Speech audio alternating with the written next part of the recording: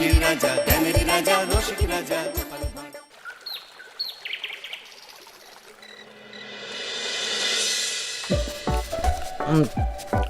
একটা সোনার আংটি, একটা ময়ূরপঙ্খী ধুতি, পাঞ্জাবির জন্য সোনার বোতাম। এই তুমি সেই বিকেল থেকে কি এত লেখাপড়া করছো বলো তো? চিঠি লিখছি। তা কাকে চিঠি লিখছো শুনি শুনি? আমার শাশুড়ি মাকে লিখছি গো গিন্নি। তা আমার মাকে হঠাৎ চিঠি লিখছো কেন? এক সপ্তাহ পরে তো জামাই ষষ্ঠী, তাই মন্ত্রীমশাই সব আবদারগুলো একে একে লিখে ফেলেছেন। তুমি আমার মায়ের কাছে আবার কি আবদার করছো বলো তো? বেশি কিছু না, ওই আমাকে চিঠি পাঠিয়ে নিমন্ত্রণ করতে হবে, তারপর সাদা ঘোড়ায় করে নিয়ে যেতে হবে আমাকে, 3 দিন আদর যত্ন করে খাওয়াতে হবে, সোনার আংটি, ময়ূরপঙ্খী ধুতি, সোনার বোতাম, গলার হার, এই সব উপহার দিতে হবে। তুমি কি পাগল হয়ে গেছো? আমার মায়ের কাছে এত কিছু হ্যাংলার মতন চাইছো কেন? দেখো গিন্নি, আমি তো কৃষ্ণনগরের মন্ত্রী, আমার তো একটা আভিজাত্য আছে।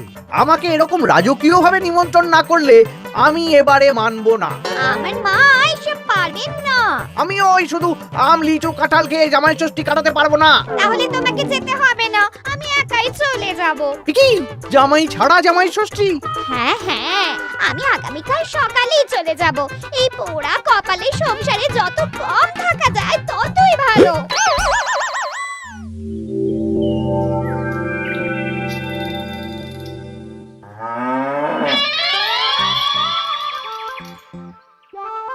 এই চলো চলো চলো চলো।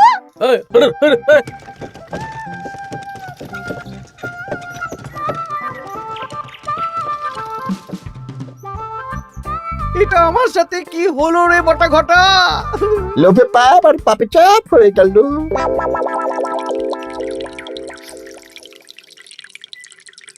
বাহ বাহ, আজ সবাইকেই বেশ খুশি খুশি দেখাচ্ছে। সামনেই তো সবাই শ্বশুর বাড়ি খেতে যাবে, তাই মুখে এত হাসি খুশি ভাব মহারাজ। হ্যাঁ, পরের সপ্তাহেই তো জামাই ষষ্ঠী। তা মন্ত্রী, তোমার কি খবর? আমারও ভালোই খবর। তুমি এত চুপচাপ কেন? আমার জন্য তো আমার শাশুড়ি মা এলাহি আয়োজন করেন, এবারেও নিশ্চয়ই করছেন। কিন্তু গিন্নিমাকে যে দেখলাম আজকেই আপনার শ্বশুর বাড়ি চলে গেলেন, মুখটাও কেমন ভার ভার ছিল। আপনার সাথে ঝগড়া হয়েছে নাকি? এই না না, ঝগড়া কেন করতে যাব? আমি তো গিন্নির সাথে মিষ্টি সুরে কথা বলি। তা গোপাল, তোমার কি খবর? আমার আর কি মহারাজ, এখন তো আর আমি জামাই ষষ্ঠী যাই না, আমাদের নিজেদের মেয়ে জামাই আছে, তাদের নিয়েই ব্যস্ত থাকি। ও, তাই এবারে তারা আসছে তো?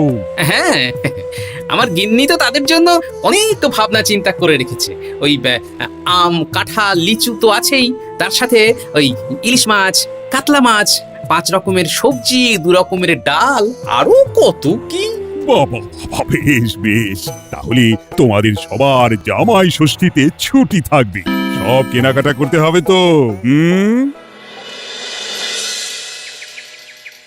মাথাটা খারাপ হয়ে যাচ্ছে রে, সবাই চব্য-চস্য খাবে। মন্ত্রীমশাই, এই তো সুযোগ। কিসের সুযোগ?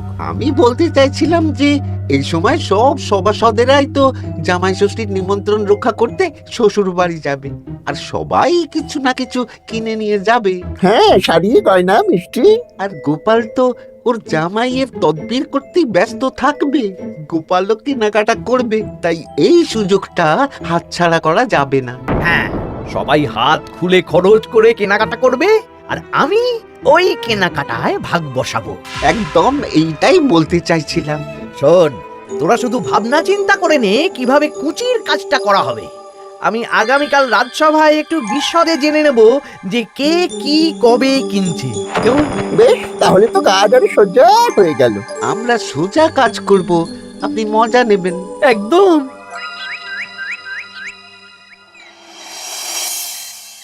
এই কি বলছি শোনো না।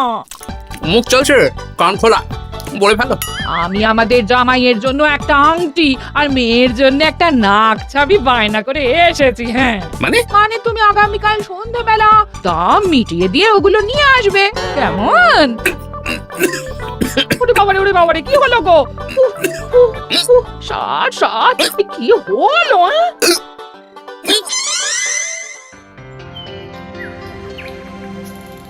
তোমার মুখ ওরকম বাংলার পাঁচের মতো হয়ে আছে কেন? আর বলবেন না মহারাজ, গিন্নি আমাদের মেয়ে জামাইয়ের জন্য একটা আংটি আর একটা নাকছাবি বায়না করে এসেছে। আজ সন্ধেবেলা আবার সেগুলো নিয়ে আসতে হবে। গোপাল তাই খরচের ভয়ে পাগল হয়ে যাচ্ছে। তা বাকিদের কেনাকাটা কত দূর?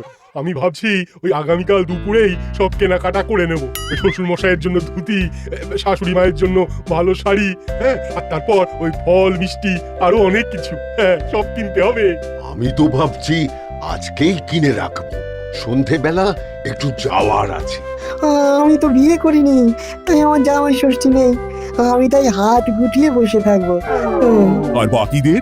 আমার মহারাজ, বুঝে গেছি তোমরা এখন থেকেই ব্যস্ত হয়ে পড়েছো। ঠিক আছে, তাহলে আমি এখনই ছুটি ঘোষণা করলাম। আরে আমার আজকের ভাগ্যটা এতটাই চওড়া যে রাজসভায় শুরুতেই ওই আলোচনা শুরু হয়ে গেল। মানে গোপালের মুখ ভার ছিল, নিজেই কারণ বলে দিল যে আজকে সন্ধ্যাবেলা জামাই আর মেয়ের গয়না কিনতে যাবে। আচ্ছা, আর বাকিরা? বাকিদের ব্যাপারও জেনে নিয়েছি। আমি একটা তালিকা বানিয়ে রেখেছি। কিসের তালিকা? এই যে কে কখন কি উপহার কিনতে যাবে। আরে বাস, তোরা দিনে রাতে চুরি কর, বুঝলি, সারা রাজ্যে চুরি কর। রাঘব বোয়ালের খবর তো আমি দিয়েই দিলাম। এর সাথে সাধারণ প্রজাদের ঘরেও চুরি করব? একদম। মন্ত্রীমশাই, এবারে হিসেবটা 50-50 হবে তো? মানে ওই আমরা যা চুরি করে আনবো তার অর্ধেক আপনার আর অর্ধেক আমাদের। কারণ এবারে তো আর গিন্নিমা নেই, তাই আপনার খরচ নেই। এই তোরা কার সাথে কার তুলনা করছিস? আমি এই রাজ্যের মন্ত্রী, তোদের কাজ দিচ্ছি, এটাই তোদের অনেক ভাগ্যের ব্যাপার। হ্যাঁ না, হ্যাঁ, যা পাওয়া যাবে তার 80 ভাগ আমার আর 20 ভাগ তোদের। তোরা দুজনে ওই 10-10 করে নিস, যদি না পোষায় বলে দিস। আরে বাবারে, না না, ঠিক আছে, আপনার শর্তেই রাজি। তোরা চুরি করবি মুখ ঢেকে বা মুখে কালো রং করে, আর গায়ে হাতে তেল মেখে নিবি, ভুলিস না। আচ্ছা মন্ত্রী মশাই, মনে থাকবে। বুঝলে রানী, আমি সব সভাসদদের আজকে থেকেই জামাই ষষ্ঠী ছুটি দিয়ে দিয়েছি। ভালোই করেছেন, চলুন না আমরাও আগামীকাল বেরিয়ে পড়ি। হ্যাঁ, তাহলে তো ভালোই হয়।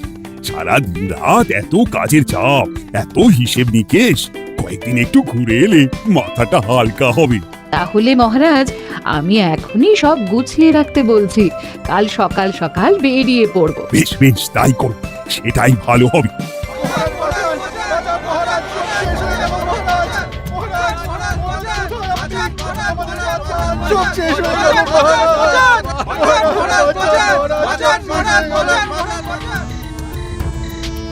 আমি তো আমার শ্বশুরের জন্য একটা পাঞ্জাবি কিনে এনেছিলাম, জানলা দিয়ে চোর শিখ বাড়িয়ে ওই নতুন পাঞ্জাবি চুরি করে নিয়ে পালিয়েছে।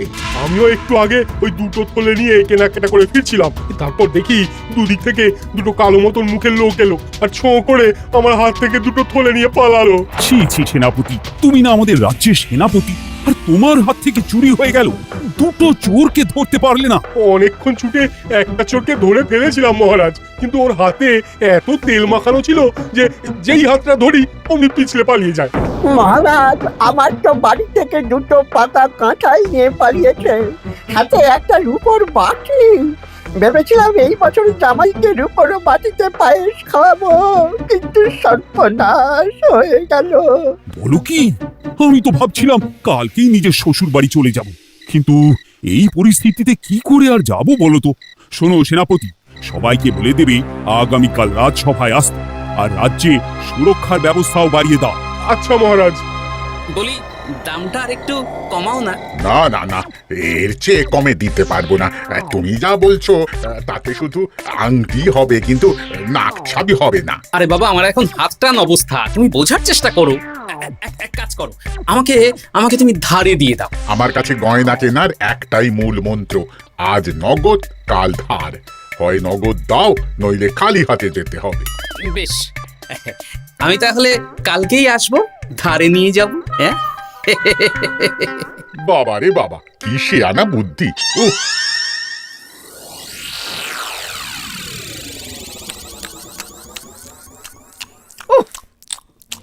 একেই বলে চুরি বিদ্যা বড় বিদ্যা, যদি না পড়ো ধরা।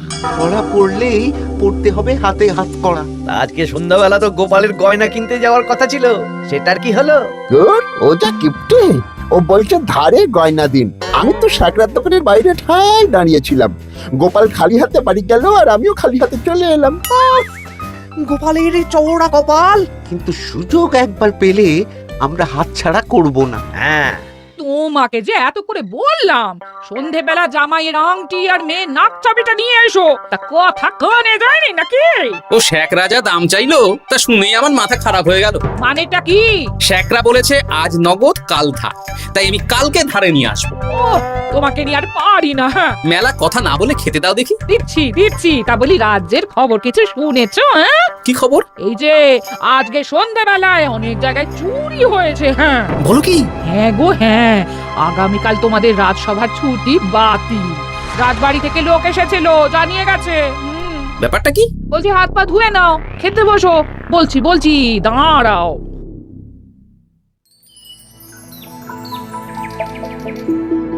রাজ্যে এতগুলো লোকের বাড়ি থেকে চুরি হয়ে গেল। ভগবানের অশেষ করুণা মহারাজ, আমার বাড়ি থেকে এখনো চুরি হয়নি। হয়নি তো কি হয়েছে, হবে।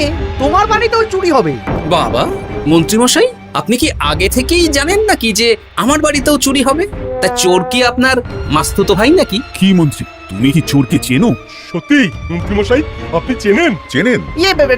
না মানে এই চিনি না আসলে, ইয়ে করলাম, মানে আন্দাজ করলাম। কোন যুক্তিতে আন্দাজ করলেন মন্ত্রীমশাই? না আসলে যারা এই বছর জামাই ষষ্ঠীতে যাচ্ছে বা জামাই আদরের আয়োজন করেছে, চোর বেছে বেছে তাদেরই চুরি করছে তো, তাই আর কি।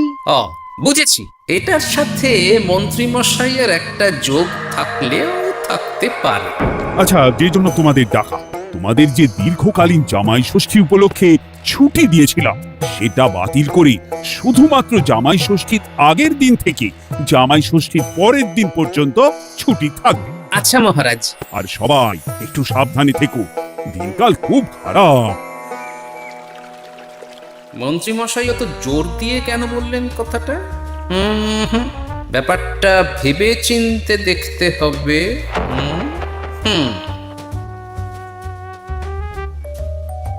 এই তো পুটি, এই পুটি, শোন। বলো। বলছি তুই বাড়ি যাচ্ছিস তো? হ্যাঁ গো দাদু। শোন না, তোর বাবাকে একবার দুপুরবেলা আমার সাথে দেখা করতে বলিস তো। আচ্ছা দাদু, ঠিক আছে, আমি বলে দেব। বেশ, এই তাড়াতাড়ি আসতে বলিস কিন্তু, বেশি দেরি যেন না করে। ঠিক আছে গো দাদু, বলে দেব।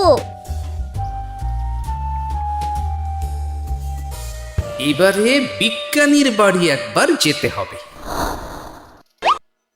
এটাই কাজ হবে তো বিজ্ঞানী? আলবাত হবে।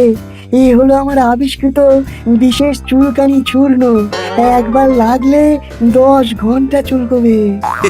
ঠিক আছে।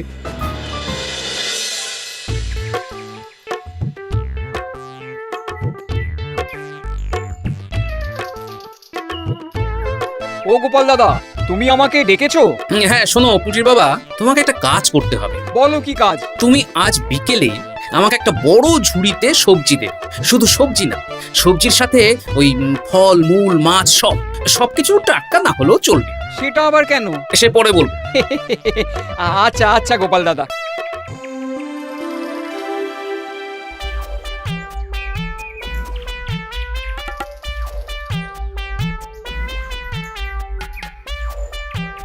বাবা, পুটির বাবা এত শাক সবজি ফল নিয়ে বাড়ি যাচ্ছ নাকি? না, গোপাল দাদার বাড়ি যাচ্ছি। জামাই ষষ্ঠীর এলাহি আয়োজন করেছে তো। ও তাই তো। বেশ যাও।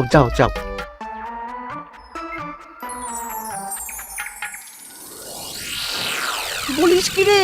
হ্যাঁ, নিজের চোখে আমরা দেখে এলাম। যে পরিমাণ শাক সবজি ফল আছে, সেই সব দিয়ে আপনার ওই 1 সপ্তাহ চলে যাবে। তাহলে এই সুযোগ হাতছাড়া করা যাবে না। আজকে ওঁত পেতে থাকবি, কোন রকম সুযোগ পেলেই নিয়ে আসবি। আচ্ছা মন্ত্রীমশাই।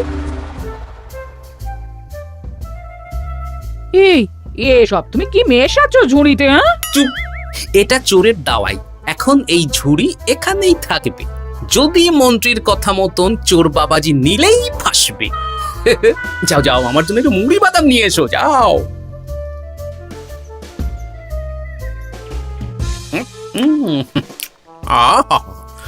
মুড়িটি স্বাদ।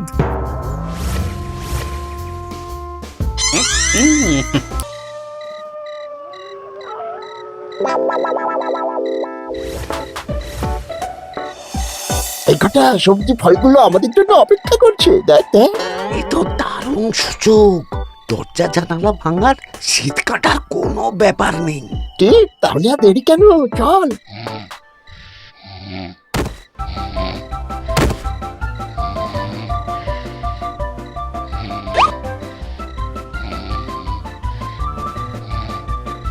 ওরে বাবা রে, কিছু করছে রে।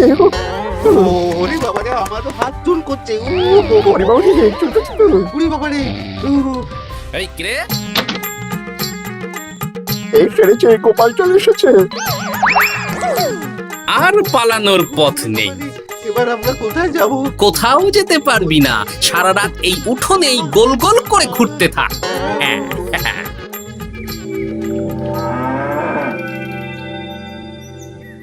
ও এখনো বেটারা এলো না। ওরা ধরা পড়ে গেল না তো? ধরা পড়ে আমার নাম বলেনি তো? না না, আজ আর রাজসভায় যাব না। বলবো বলবো হ্যাঁ, আমার শরীর খারাপ, আমি চুরির কিচ্ছু জানি না। হ্যাঁ, শুধু মন্ত্রী আসেন। মন্ত্রীমশাই ভয়ে আসেননি মহারাজ। মানে মন্ত্রীমশাইয়ের দুই বিষাক্ত হাত ধরা পড়ে গেছে। এরা দুজনে মন্ত্রীমশাইয়ের নির্দেশে সবার বাড়ি বাড়ি চুরি করেছে, ছিনতাই করেছে। তাহলে আর দেরি কেন, চলুন মন্ত্রীকে ধরে আনি। এ না হয় ধরবেন, কিন্তু উনি যদি অস্বীকার করেন, কারণ চুরির সময় উনি তো উপস্থিত ছিলেন না, যদি বটা ঘটার কথা অস্বীকার করেন। সে ভাবনাও আমার ভাবা আছে। শোন বটা ঘটা, এই তো ভালো বুদ্ধি, চলো সবাই।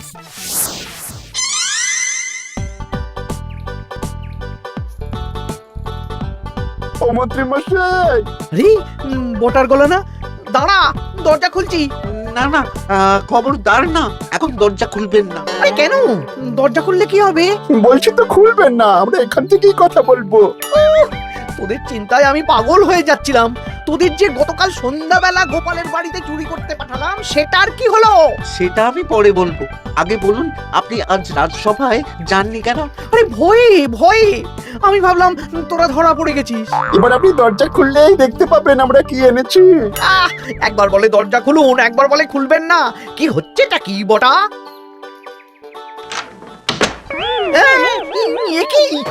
মন্ত্রী, তাহলে তুমি সেই চোরের মাথা?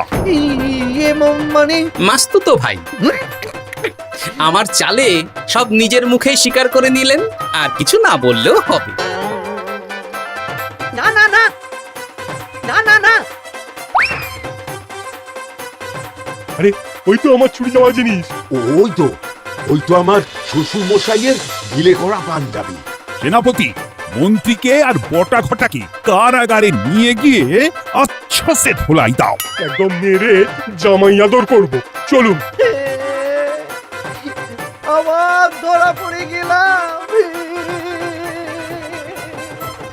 এবার সবার ছুটি, যাও যাও, আনন্দ করো, খাও আর খাওয়াও।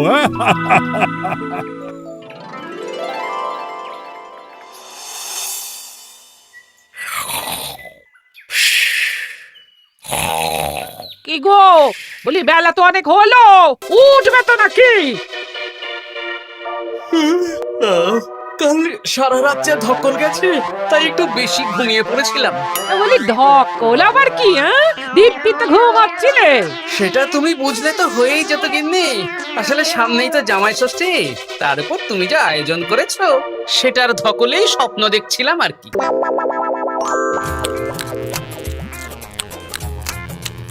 জমানো দই, জমজমাট খাবার, দারুণ হয়েছে রান্না। জমজমাট জামাই ষষ্ঠী, শুরু হবে আমার কান্না।